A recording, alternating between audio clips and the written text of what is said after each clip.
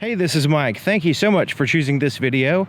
Today I'm in Wilmington, North Carolina, visiting Parkway Hyundai, and I'm checking out a 2018 Hyundai Kona in the SEL trim level. Now, the Kona is an all-new vehicle from Hyundai, and it looks fantastic to me, so let's go ahead and check it out. This Kona is sitting on 215/55 hand-cooked tires wrapped around 17-inch alloy wheels with a silver finish. It also has four-wheel disc brakes with ventilated disc rotors in the front and solid disc rotors in the back. The name of this color is Chalk White. Now, it's an interesting name because typically I think of chalk as a flat or a matte color. This is, of course, a gloss, but I guess it's just a unique way of saying white. The sun's behind the clouds right now, so it's not popping like it was a few minutes ago. Now you can see, since it's white, all the black, accents around the vehicle kind of are more prominent, which is good. So here in the front, you can see it has a gloss grille right in here. Combination of gloss and matte black with the Hyundai emblem there in the center in chrome. And then you have the matte black at the bottom. A little bit of vent here that actually passes through into the wheel well. LED daytime running lights there at the top. And the headlights are powered by halogen bulbs and projector housings for your low beams and reflectors for your high beams. Looking at the profile of the vehicle, you can see the handles are body colored, the side mirrors are body colored. Side mirrors also have a turn signal indicator in them. And the windows are actually tinted, so that looks good on a white car. And the roof rails are in black. But check it out, the wheel wells in this portion right here, all black. And you notice it's kind of a little bit of a pattern to it. It's not just a rounded off shape. It just has a little bit of a distinct look, I guess you can say. Especially, in contrast with the white, you can see it really good. And of course, around the glass is matte black here to kind of give you a one-piece glass effect. Then you have the free-floating roof design back in here. At least that's what they call it. They just add a little bit of gloss black there, just kind of separate the roof from the rest of the vehicle. This is what the key fob looks like. It's a proximity key system, and it's a gloss and a matte black, and it's fairly light and comfortable, smooth feeling. It has like this little bit of a rubber grip feeling on the ends, and the chrome there on the ends. It also has a physical key on the inside. There's a lock and unlock button, the ability to open up the trunk, and a panic button. Let's go ahead and push that panic button.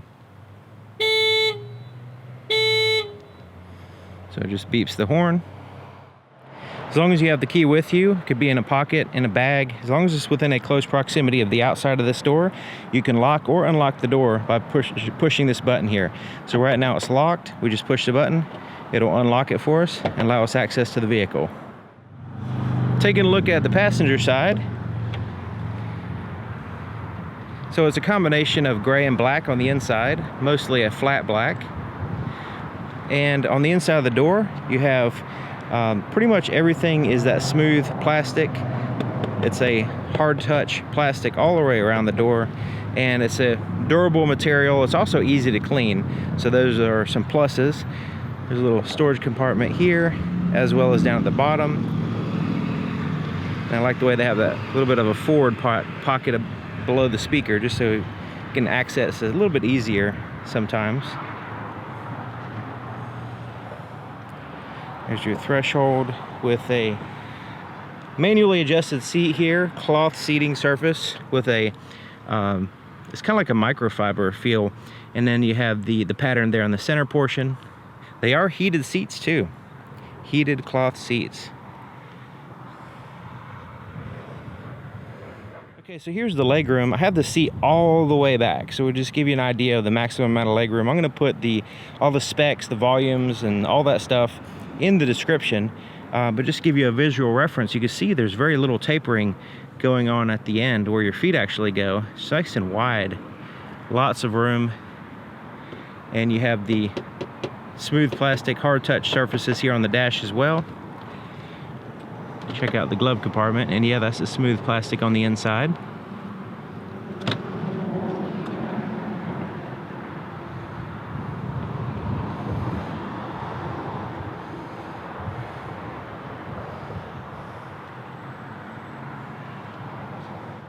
Inside of the back doors, pretty much the same as far as the surfaces. You have the hard touch surfaces and the pocket there, as well as below the speaker.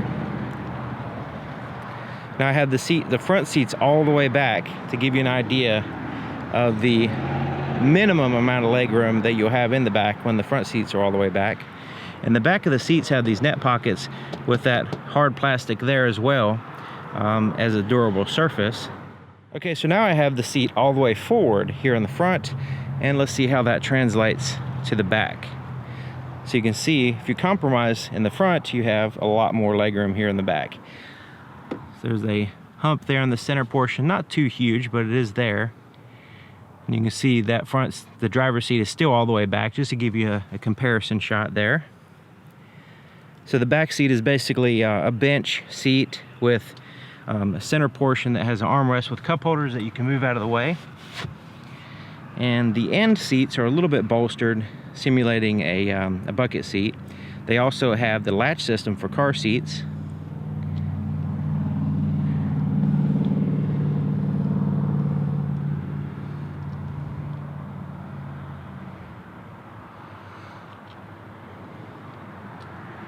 And these seats do fold down to add to your cargo space as well, which I'll show you in a second. Looking at the back of the vehicle, you can see that has a little antenna there at the very top right here. And then the third brake light right above the glass, powered by LEDs. Windshield wiper. And then you have the standard bulbs for the rear, for the tail lights. Backup camera is located here, a tiny bit offset, but not too bad. And the exhaust pipe is hidden fairly well. Okay, so let's look in the cargo area. Little button under here that you push to release it.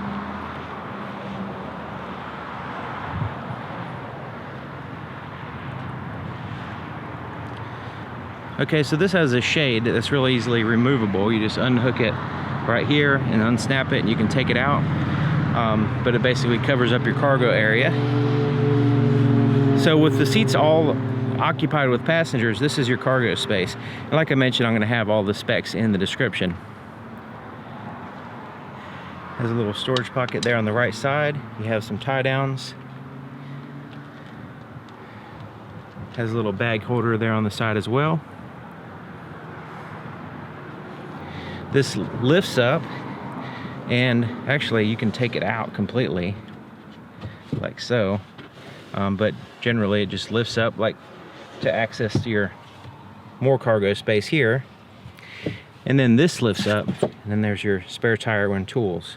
And a little bit of space around the tire in case you need to utilize that space.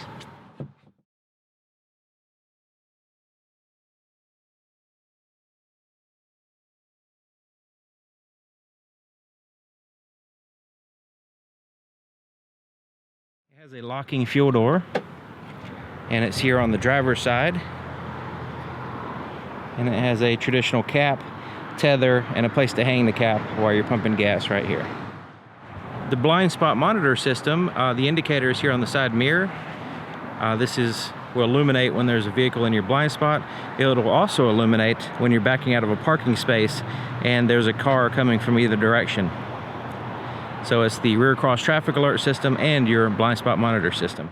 As long as you have the key with you, it can be inside your pocket, in a bag, in the cup holder, whatever. You just put your foot on the brake, hold it, and push this button.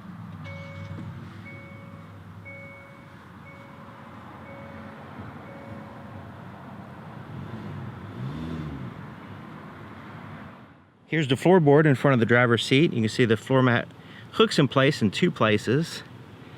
So accelerator and brake pedal, and a footrest here on the far left. And it's pretty good size. Okay, so let's take a look under the hood. To open the hood, there's a latch just a little bit to the right of center, right in here. Just move it to the left and you lift up the hood. Now the hood has a little bit of weight to it, so be prepared for that. There's your latch. It does require a prop to hold it up, and there's the prop here, and it goes right where that arrow is. Looking at the engine bay, the underside of the hood is insulated. Then you have an insulated firewall with an insulated battery. A little bit of a cover on top of the engine, but for the most part we can see pretty good. The intake's there in the front, exhaust is out the back. So it's a 2.0 liter 4-cylinder engine. It pumps out 147 horsepower and 132 pound-feet of torque, and it's paired to a 6-speed automatic transmission.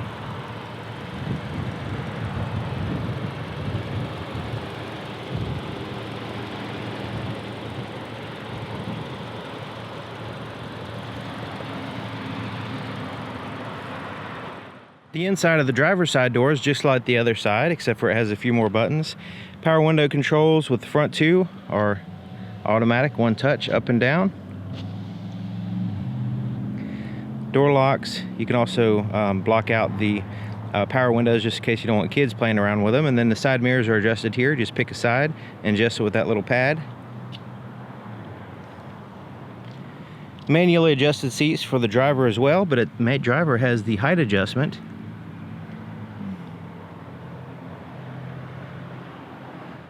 To the left of the steering column, you have your interior gauge dimmer switch, blind spot monitor system, which you can turn on or off, and then your traction control, which is default on, and you just turn it off right there.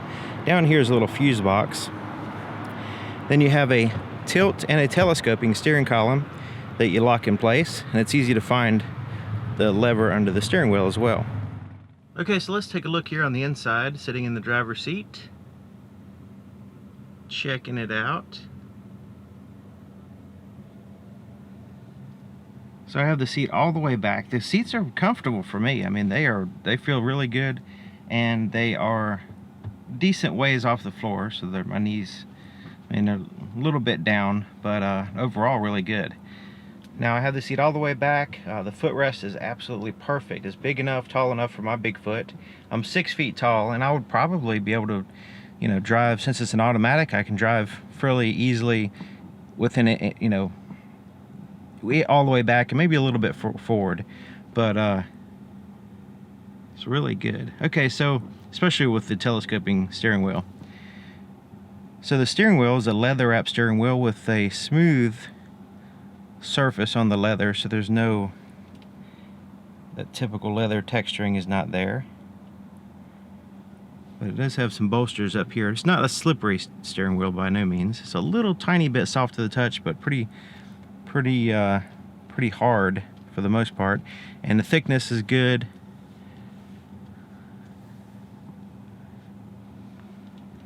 Cruise control is here on the right side. Volume for your radio is here on the left side. Also changing through your presets, your voice recognition, audio source, and your Bluetooth controls. Windshield wiper controls are here on the right side.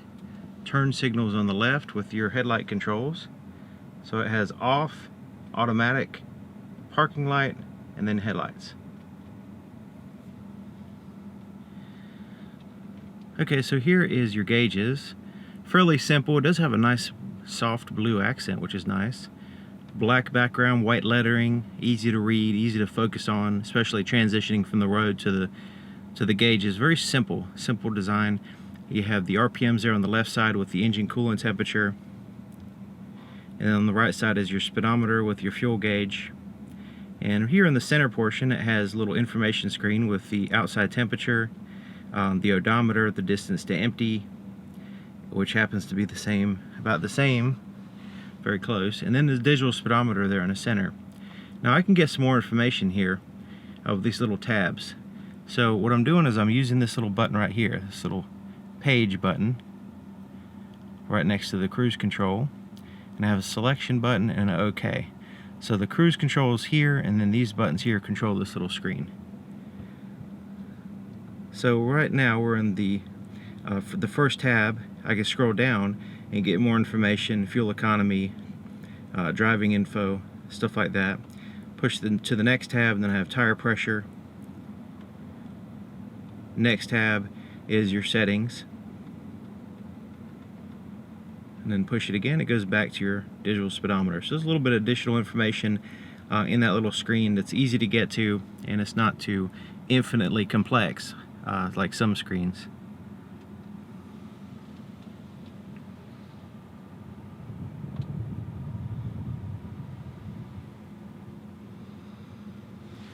So this touch screen here is a little bit, popping up from the dash, and it seems to me like this is a common thing in which the screen kind of seems like it's protruding from the dashboard. And what I'm thinking is that maybe so that way they don't have to contour, they can make it higher up without contouring the dash really high to block your visibility. So it's only the screen itself that pops up a little bit, and the rest of the dash is kind of disconnected from that. So it appears like just like a tablet popping up there. And some of them actually look just like that. But anyways, so you have your screen here. You have physical buttons on the ends, physical volume knob, tune through the stations. And so this is your home screen. So when you push the home button, this is the screen. It will show up with a separation between your satellite radio and then whatever your audio source is going. Now this has Android Auto and Apple CarPlay capabilities, which is nice. You can go to the all menus here, and you can see your phone, Android Auto, Apple CarPlay. Sirius XM data has a whole guide, like a quick guide, so you can go through and learn how to use features and look up different things, and it's searchable unlike a physical manual. And then you can look up different voice commands, which is very handy. Your radio, music, which you have to insert a device. Go to the next screen, auxiliary input, same deal, you have to plug something in for it to be available. Then you have your setup, in which you can customize your sound, display, you can pair phones, and all kinds of things here. And we can always push this little home button, go back to the original home screen. You can also customize a My Menu, so that way you can add things here that you use frequently. You don't have to go to all the different apps every time. You can put things in there when you want it.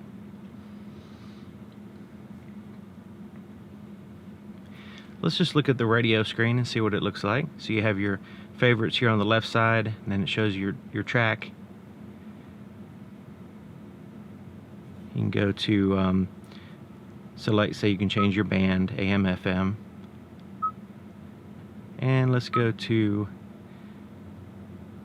let's see what else we need to go to. Everything else is kind of not available right now, like a phone. I don't have a phone paired. I don't have anything else plugged in to play, so pretty much that's all I can show you on this particular thing right now.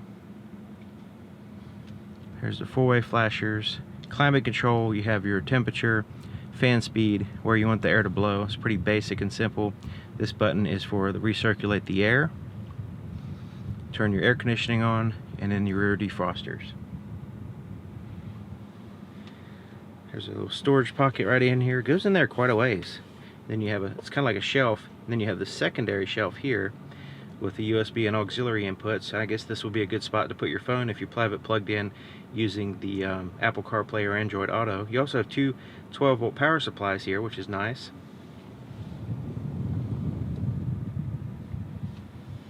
You can change your drive mode. So when you push that, you have normal and sport. So you can select between the two.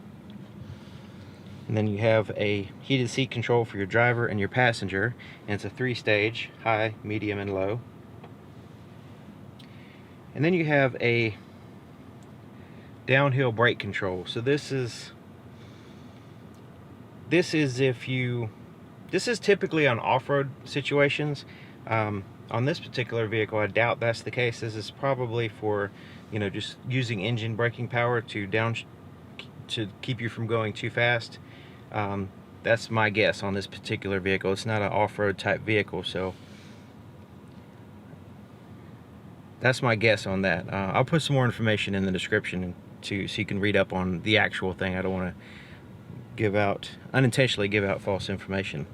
Okay, so there's reverse, there's the backup camera, and it has the active guidelines. And I'm actually quite close to that car behind me, so just to give you an idea, you can look out the side mirror here. You can see, looking at the side mirror, I look awfully close.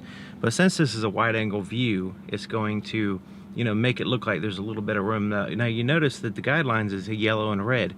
See, it's already in the yellow, so just letting you know that it is getting close because it's hard to tell. That's the whole purpose of the guidelines, is with a wide angle view, it's hard to tell distance. Neutral, drive, and then you have a manual mode here in which you can manually shift through the gears. And you'll know what gear you're in because it'll show here on the screen. So you put it back in drive at any time by pushing it to the right. It's kind of like a ratchet shifter. Now I would normally use that just for downshifting. There's cup holders, space between the cups so you can utilize it for more than just cups. This one's slightly deeper than this one and has these little articulating arms. Take up some slack. There's your handbrake, parking brake. Armrest. So this is actually soft to the touch, unlike the arms on the door. Not super soft, but it is soft. I can't really find the bottom on it, so but it's quite firm but soft at the same time. And then this lifts up, and this is your storage compartment. Has a felt lining at the very bottom, like a pool table type felt.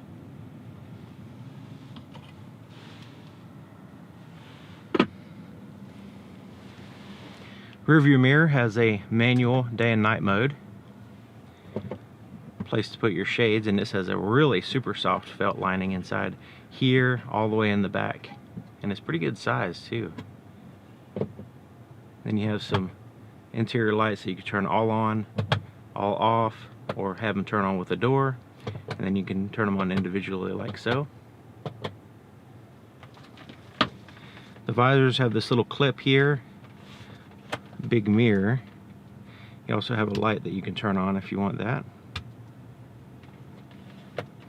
They also extend out.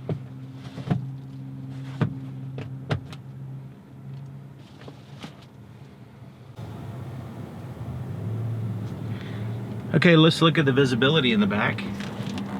So you can see that there's some blind spots back there with the, let's see, A, B, C and D pillar, I guess you can say. But of course the blind spot monitor system, the backup camera help out with all this.